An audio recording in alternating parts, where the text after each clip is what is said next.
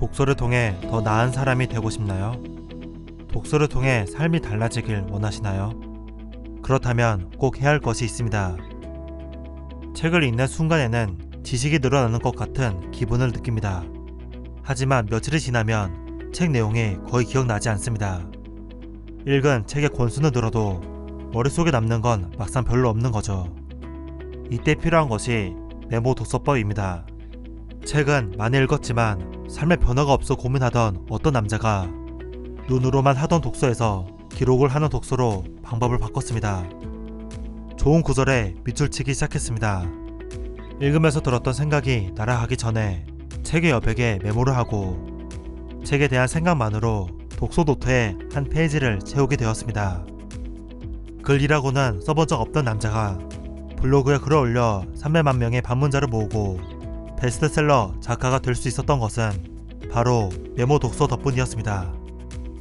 이 이야기의 주인공은 신정철 작가입니다. 책 단 한 권을 읽어도 제대로 남는 메모 독서법에서 그는 이렇게 말합니다. 책은 깨끗하게 보면 깨끗하게 잊어버립니다.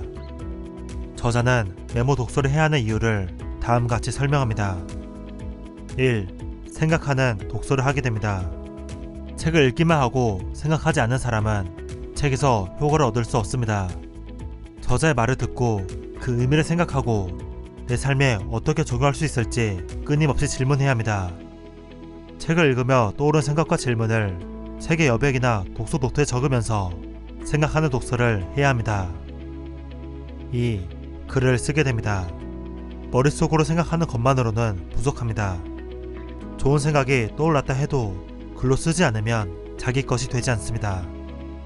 생각을 구체화하고 명확하게 만들기 위해서는 반드시 글로 써야 합니다. 독서 노트에 쓴 생각이 발전하고 생각의 빈틈이 채워지면서 글이 탄생합니다. 하나의 글로 생각을 정리했을 때 비로소 하나의 주제가 내 안에 자리 잡게 됩니다. 제가 책그림 채널에서 여러 영상을 만들 수 있었던 것도 책에 그은 수많은 밑줄과 여백에 쓴 메모, 독서 노트가 있었기 때문입니다. 책을 읽을 때면 중요한 것, 나에게 필요한 것에 밑줄을 그어보세요.